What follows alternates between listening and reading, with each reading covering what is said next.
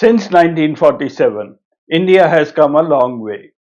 A nation that once had fewer than 60 universities today hosts over 1,000. Roads now reach the most remote villages. Satellites launched from Sriharikota orbit the Earth.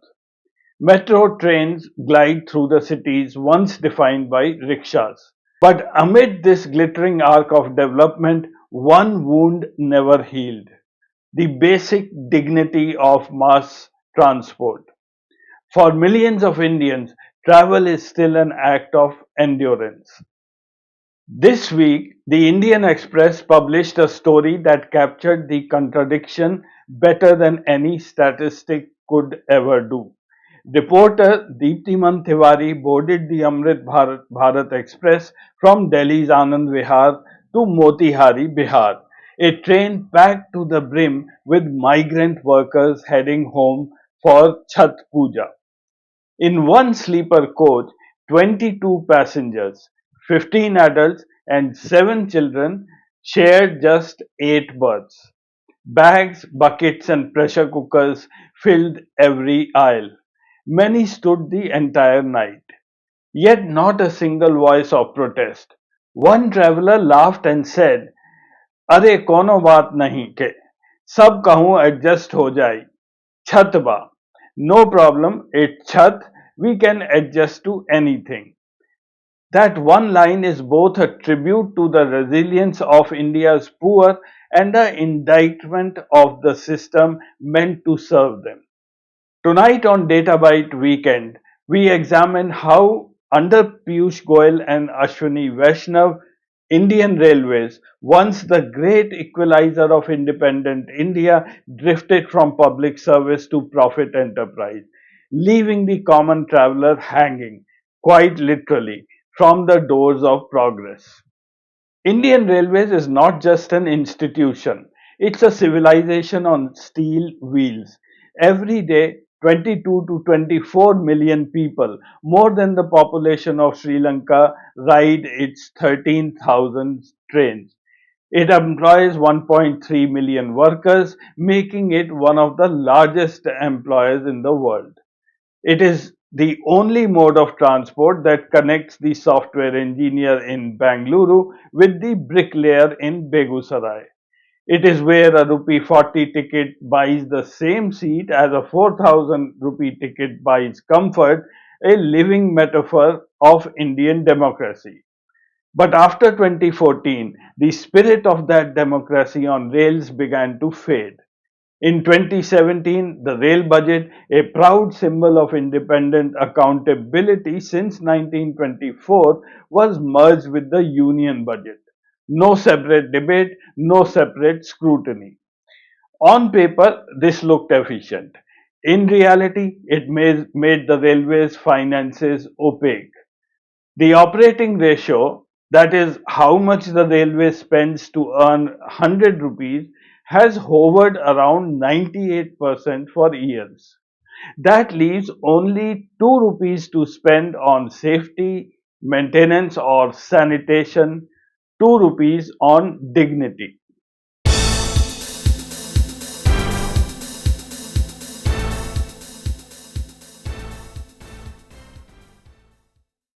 Under Piyush Goyal, the mantra changed to monetize, modernize, and manage.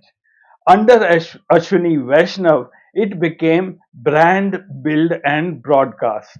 The Vande Bharat Express was projected as the crown jewel, a technological leap into modernity.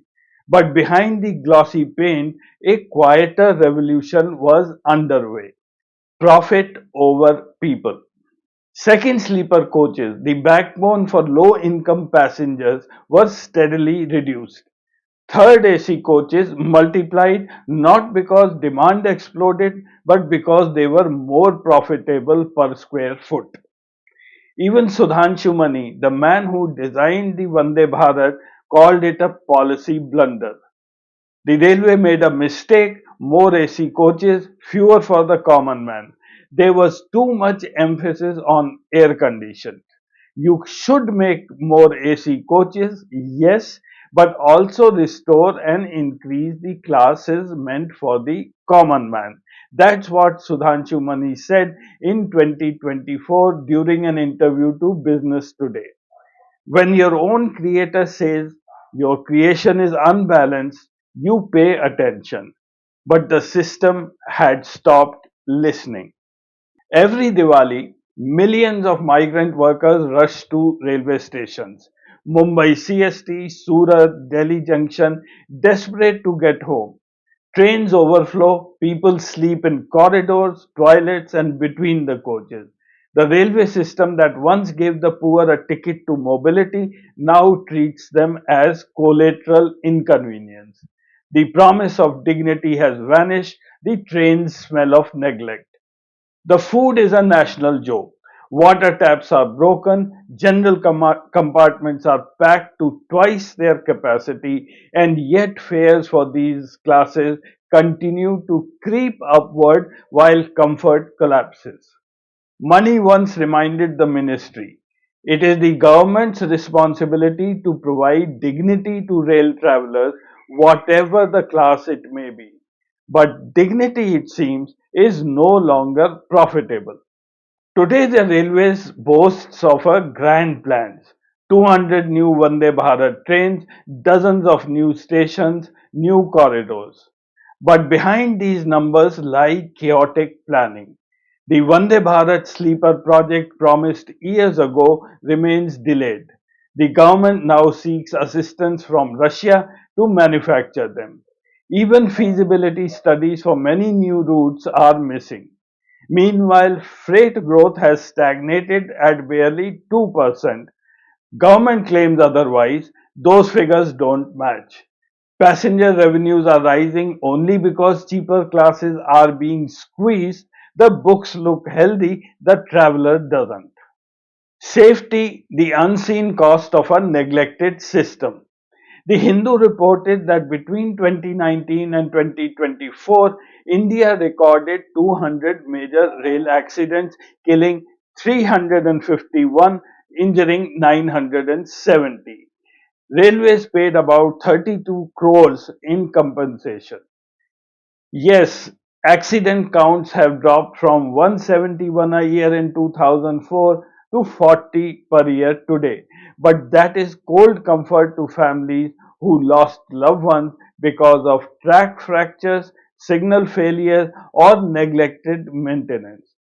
Between 2004 and 2014, 1,711 accidents, 2,453 deaths. Between 2014 and 2024, 678 accidents and 781 deaths. Fewer numbers, yes. But remember, when you transport 22 million people a day, even a handful of disasters can erase the trust built over decades.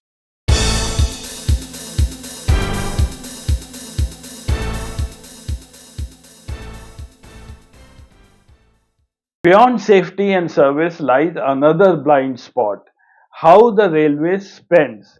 The pattern reveals misplaced priorities. Every train ticket today carries a line: 55% of your fare is subsidized by the Government of India. Minister Ashwini Vaishnav proudly said the railways gave 62,000 crore in passenger subsidies last year, an average of 55% discount. But here's the twist: that subsidy extends even to first AC, second AC, and executive chair car.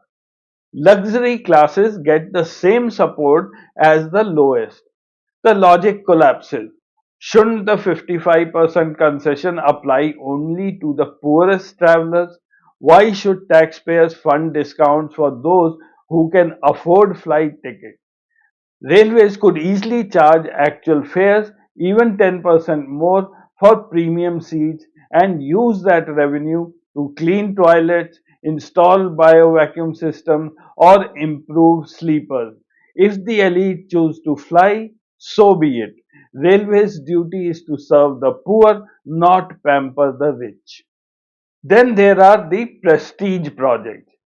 Take the Cherlapally station near Hyderabad. 430 crores was spent for a world-class terminal virtually inaugurated by the Prime Minister Modi in 2025. Within months, the roof blew away in a storm, rainwater flooded the lobby. Not a single train today originates from that station. Commuters call it a station without trains. Or consider Hubli in Karnataka, home to Asia's longest railway platform but handling fewer than 30 trains a day. A world record in concrete but hardly in utility. Such projects make for great photos, but terrible planning. They feed the politics of prestige, not the economy of need. Instead of lavish terminals, the railways should prioritize repairing old bridges, modernizing signaling, maintaining tracks, and ensuring clean drinking water on trains and implementation of the long delayed covered system. Because when a 430 crore terminal sits idle while passengers stand for 18 hours in suffocating coaches, something is morally wrong.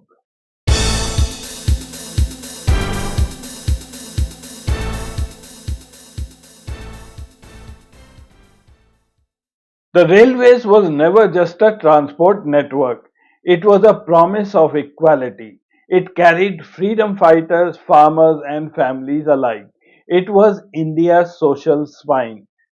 But today, it mirrors our divides.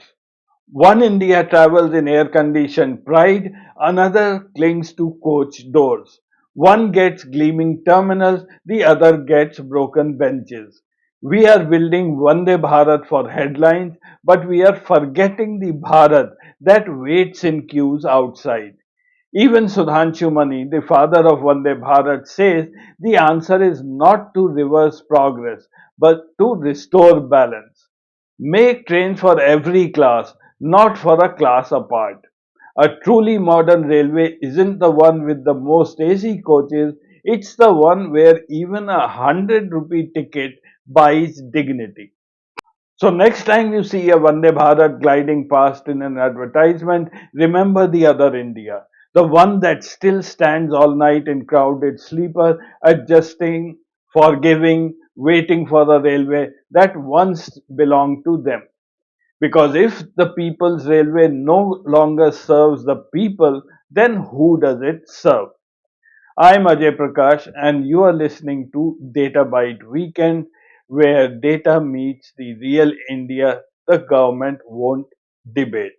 Thank you for watching.